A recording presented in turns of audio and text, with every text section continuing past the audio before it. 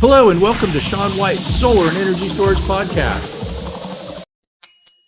Today we have Sasson Peress, and Sas is going to talk to me about the currency of energy or other things that come up. And we have the world's only Chief Demystifying Officer. So when you say Chief Demystifying Officer, Sas, is it going to be CDMO or just CDO? Whichever you prefer. Okay, let's make it a 3-letter one, so we'll call it CDO. Well, welcome. What's happening? You're up in Canada, I guess? North of Montreal, where we have not yet hit the storm that you guys have had in New England. So we've been spared from that.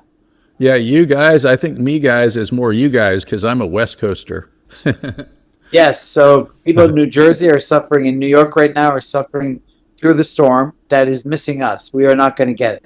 Okay, great. And I did some work up there where you are, or in your area, so you're in Montreal area, for the Native Americans. And I remember I went on it was the Mohawk. They don't call it a reservation. They call it Mohawk Indigenous Land. And it was kind of neat. They had their own stop signs. And I remember they told me that if the regular police came in there, even if it was the middle of winter, they would tip over their police car and make them run out naked. I'm shocked. And they have their own rules. And a lot of them were making cigarettes. And they go over the St. Lawrence River. Is that what they call it? Yes, exactly. And so like they were both on both sides of the border. And I think they more freely went back and forth. And they had their own passports. And I remember they were like trying to go to other countries with them, and they had some funny stories. They're really great people. I loved them. Love working for them. Yeah. Indeed. We have many different nations across Canada and the U.S., but there are a few where they both sit within the border. So the border across their land, but it's invisible to them because they can go back and forth. What they can't do is go outside of that land without authority. So you have to be careful with that. Great.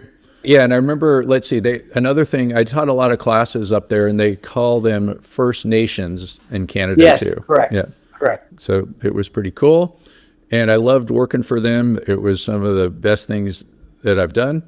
And so let's see, we're going to talk about the currency of energy. And I was trying to think of like, kind of in a weird way, energy is what it's all about. Even if you go back ages and ages ago, it was more like the energy that was in food and grain. I mean, I guess that's what people could start storing grain and then have their energy last over bad seasons and years and things like that. And then there's energy to feed your horses. And that's how Genghis Khan, who was maybe not so ethical, but how he would take over the world, and he would go find good horse pasture and just like rush in and take things over really quick. And then the other things with currency of energy, like more modern day too, is we have like Bitcoin, and it takes energy to mine Bitcoin. Or we have energy that is going to be in our servers, these big, huge, giant server buildings that are used to, for AI and all that kind of stuff. And it takes energy to run those. And that's what's really promising as far as business in the solar and storage industry. So when you say currency of energy, what are you thinking of? So Elon Musk said that energy is the only currency. And the reason he says that is because it traverses so many of the planes that you talked about. Is it the energy in your body? Is it the energy you're creating? Is it the energy you're storing? Is it the energy you're using? And how are you using it? So one of the things I've discovered in working with energy for 37 years now is that people use measures that are convenient to them. What I mean by that is you have a solar panel maker. I discovered this in 1989, my first solar show. So you just went to the RE show. So say that again, 1989, you went to a solar show. First solar show. I'm walking from booth to booth. I've come out of the automotive retail industry, and now suddenly I'm in the solar industry. And the only people that are there besides me are greenies and scientists. Bunch of hippies and scientists, and some hippie scientists. And me. And you. And then what was your label? Or you just... I was trying to find one. And so I had started a company selling gadgets and solar energy in 1988. And I go to this solar show, and they're talking to me about, oh, I can do 22%. And you go to the next booth, I can go 22.5. And the next booth, 23. And then you stand yourself and you go, what does this really mean? And you're talking about efficiency of the solar cells? That was the currency they were using. Huh. And that sounds really high for 1989. I'm just picking a number, Okay, right? So if you made gallium arsenide back then, it was fine, but it was too expensive. Oh, like for So the now space. Yeah, and that was probably a lot of the business back then, I guess. Yeah. Bingo. So you look at that currency and you say, what does it mean to me? And where are you creating this power? So then I go back and I say, well, can you explain that to me? Okay, let's just say it's 12%. For argument's sake, it was terrestrial. Oh, okay, so you don't mean outer space. No. And we also mean that at something called STC. So now they give me another version of what this means. And I say, okay, what does STC mean? Oh, standard test condition. And why do you use that? Because the entire industry used that was the answer. I've always wondered when they invented STC. That's 25 degrees Celsius, 1,000 watts per square meter. Yeah. And 1.5 standard air mass, et cetera, et cetera. So I said, well, what does it mean? Well, it's the equivalent of the sun, high noon, middle of June, sunny day in the Bahamas. Yeah. Well, but then it would be it's never that cold in the Bahamas either. So. Well, 25C was reasonable for them to give me that analogy. But here was my point. None of that is real. So yeah. It's not realistic. Yeah. No. So you're showing me a 200 watt solar panel, and that watt rating is the currency. And where it came from is a measure that is not achievable and that is not consistent because it changes. Is it angled? Is it cloudy? Is it snowing? Is it sandy? So many things get in the way. Is it shaded? So I said, well, doesn't it really mean anything? No, it doesn't. It's just the way we measure. So all these booths are telling me about their efficiencies and their watts. And I said to myself, that's not what's important, but I will go with it because I had to. Because the industry had decided that for the solar generation part of it, the currency was watts. And the measure was at something called STC. Now let's go back to the stereo industry and draw an analogy. So you can have... And some people probably don't know what a stereo is these days. You know, it's like this thing that you would usually, back in those days, you put a record on it and it plays different noises out of right and left. Thank you. So you have different channels. And now I said, I used to buy stereos. I love good sound. And I had this many watts RMS. Oh, well, RMS is different from peak power. Okay. And does RMS really matter? Well, yes, except if you're at the peak, you have THD, total harmonic distortion. And then maybe we could explain both RMS and the other. It was a levelized average amount of power that you're going to get from an amp or that you could take in from a speaker. And I think that means root mean squared, right? Correct. Yeah. Whereas peak was the total, the biggest amount you could pump out of that amp.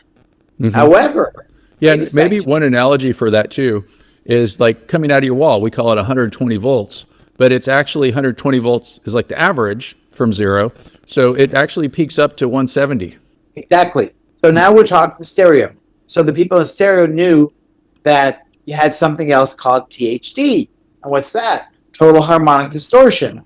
So if you crank up that amp to the so-called 200 watts that you were supposed to get, well, maybe at around 190, you start to hear, that's all you'd hear because there was too much distortion. So that was not usable power. Unless you're like Jimi Hendrix and then you do that on purpose.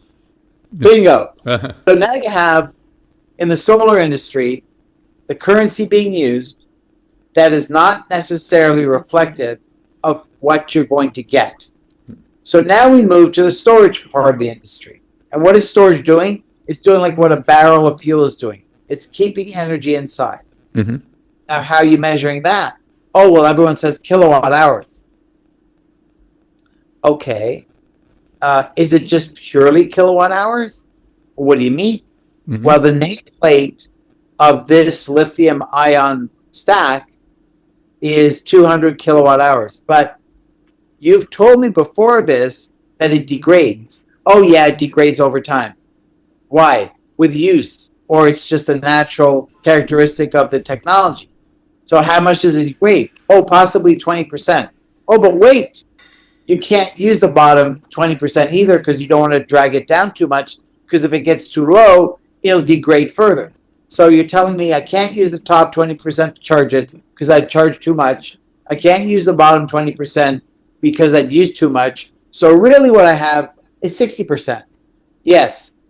So what you're saying is when I use lithium ion, I only should say that 60% of that nameplate is my real usable capacity. Yes. Now, how quickly can I discharge that? Oh, well, that affects it too. What do you mean? Well, there's C rate. What's C rate? Well, if you do 1 C, it means you've discharged the entire battery once per hour.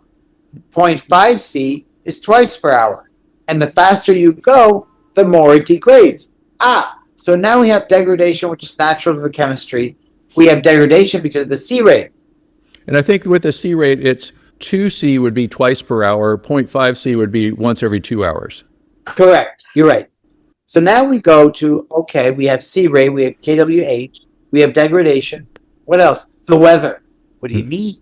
Well, if it gets too cold, you get more resistance. Mm-hmm. If it gets too hot, you have the possibility of explosion, like Moss Landing. Well, what do we do then? Well, you have to put in air conditioning because you must keep it within this temperature range. I said, so we have temperature range, and we have C rate, and we have natural degradation. Okay, what else? Well, how often per day are you going to cycle this technology? What do you mean? Well, if you take it from 0, but you said we could, okay, so from 20 up to 60, you can only do that once a day. And what happens if I do it more than once a day? Well, it degrades. So hold on a second. Does that mean the same thing for different technologies? No. That's for lithium ion. Then you have lithium phosphate. Then you have hybrid supercaps. Then you have supercaps. Okay, Lead acid and all, yep. And lead acid and VRLA. So I said, okay, wait a second. I'm trying to measure storage with a currency that everyone can understand. And you're telling me that within this measure of currency, I have so far this many dynamics affecting the real value of the product. Well, how do I measure the value? Well, we're not done. What do you mean we're not done? Well, we also have how many cycles per day are you going to do from 0 to 100 or 20 to 60? And what does that do? Degrade further. So now I have how many cycles a day, how fast is a cycle, the type of technology, the C rate, and the temperature. Have we missed anything? But let's just say we haven't. Let's just say that's what you have. Oh, but wait, I forgot one thing. Insurance is more expensive for lithium because it blows up. What do you mean it blows up? It blows up. Well, why would someone use it in a building if it blows up?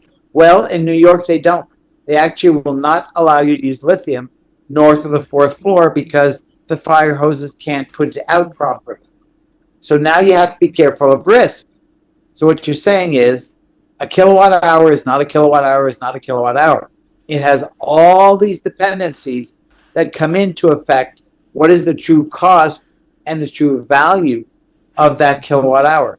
So that's where I get to talking about the currency of energy. The currency is how you're measuring, but it's also what you put value on. And so if you measure it as a dollar or as a sterling pound or as a euro, you're going to get 3 different numbers. Yep. And so if you measure it based on kWh versus long-term cost of levelized cost of energy, LCOE, yep. versus TCO, which is total cost of ownership, now you have 3 measures of energy. So now you have 3 different currencies being used to compare. And the problem that we have is that all of this needs financing. So if you're sitting as a bank and a developer comes to you and says, I want to build a 1 gigawatt hour energy bank farm. Okay, how much do you want? I want this much money. Is that all you need? No, I've got to put in fire suppression. I've got to put in air conditioning. I've got to put in extra to make up for degradation. I've got to put in extra to make up for weather, extra to put in for usage. It goes up and up and up. So what is your real cost? I don't know. So that's the critical question. Mm-hmm. Does anyone really know their cost for a banker to come and say, I will fund you, when they don't have an idea of how it's going to be used, how long it's going to last, where it's coming from, how fast it's going to be depleted, all those other dependencies. So it creates a very big vacuum in truth. Or when I come back, I have this statement, the unity of truth.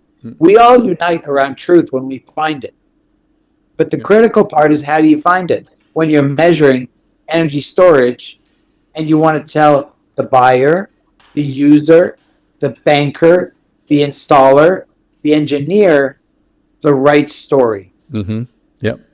Yeah, there's so many different variables. So just like, how much a kilowatt hour is at a different time of the day, and all these different ways to measure power and energy. It's, derating factors, oftentimes we call it, that it's just not simple and straightforward. And then sometimes the salespeople will take advantage of that too. And I think too that when you talk about these, like how many kilowatt hours is a battery, even though you're not using the full capacity of the battery because you're not fully discharging or charging it.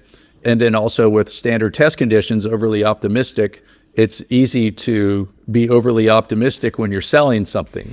We interrupt you for a very important announcement. Sean White's Solar and Energy Storage Podcast has been brought to you by Sean White's Solar and Energy Storage Podcast. That's right, Sean White is sponsoring his own podcast, and he wants to remind you to go check out some of his classes.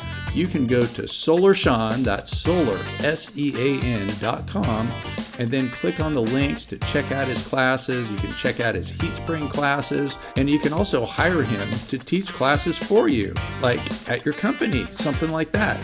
Now back to the show. How much coffee can I put in this cup is actually irrelevant. Never enough, maybe is it? Yeah. It's how much I can actually use. How much can I safely put in this cup and bring it to my mouth and put it away back on the table and do this again. Mm-hmm. How much of that can I do? Which is a different measure than how much can I put in the cup. So that's the kind of point I'm trying to say, is that we have to be really careful what currency we choose. And I'll give you another example. Data centers today are big users of energy storage, but they never need those to go down to 100% depth of discharge. They need 5%. A lot. Millions of times. Well, Lithium would burn. Lithium can't do that. Lead acid you got to throw out. So there's all kinds of new technology that are coming out, such as the hybrid supercaps, that will able to handle the loads. And so they don't care about kWh.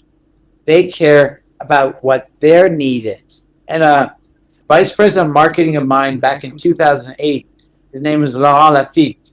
I'm still in touch with him. He came up with a term saying that it's not about the watt, it's about the watt form. It's a great business to be in because everything is energy. The human body is energy, and there's a new term called reflexive.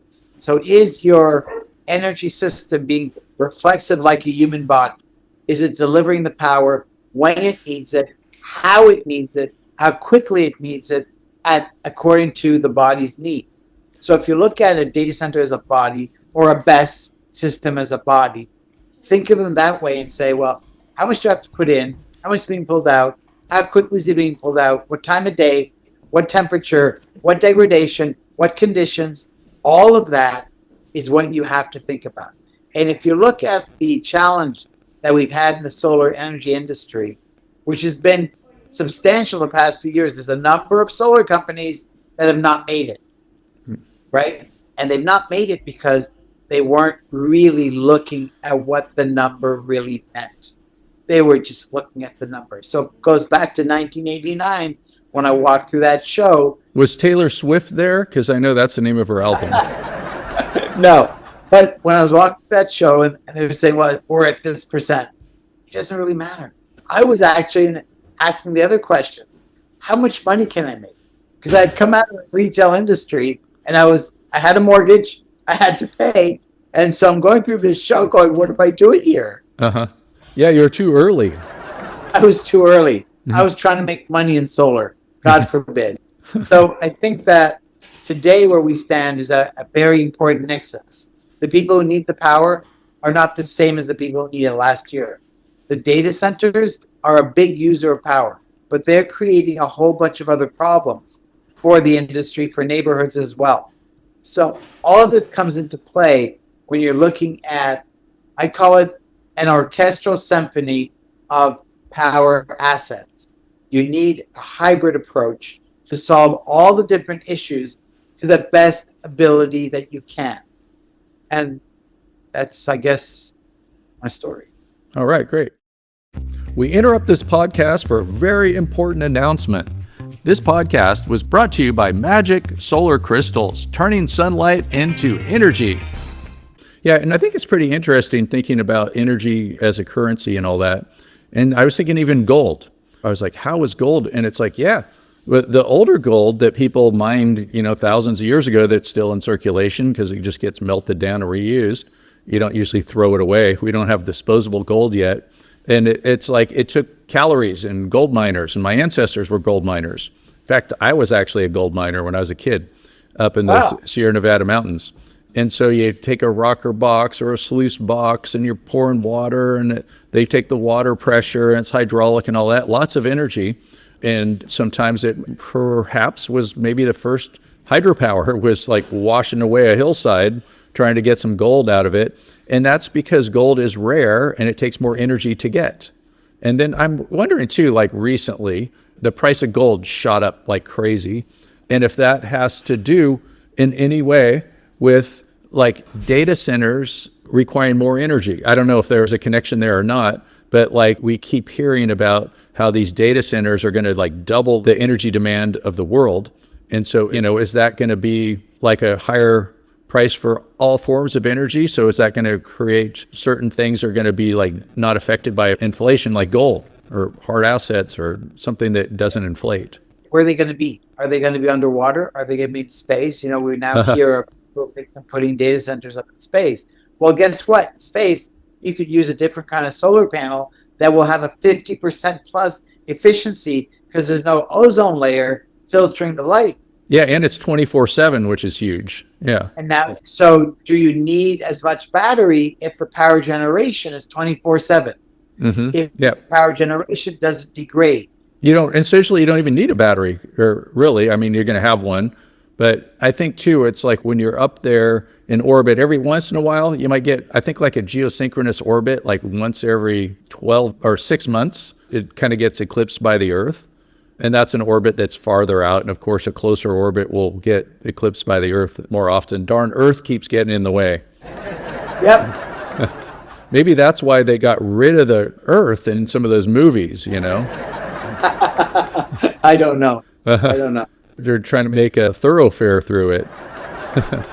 So I think all of this is pretty interesting. And so, what's interesting to me too, is you said 1989. What was it like then? I think that a lot of people want to understand, like, what was the solar industry like so long ago? Like in 1989, do you still see anyone that was there in those days? I mean, the industry was so different back then. Wow, you make me I think that's even before Home Power Magazine. Who put on the conference? Was it Real Goods? Oh, well, it was even Real in 89. I'm trying to think of when Real Goods started. Where was it? And then I know there's the American Solar Energy Society, ASIS, and then the International Solar Energy Society, the original ISIS. And they have a common start in 1954.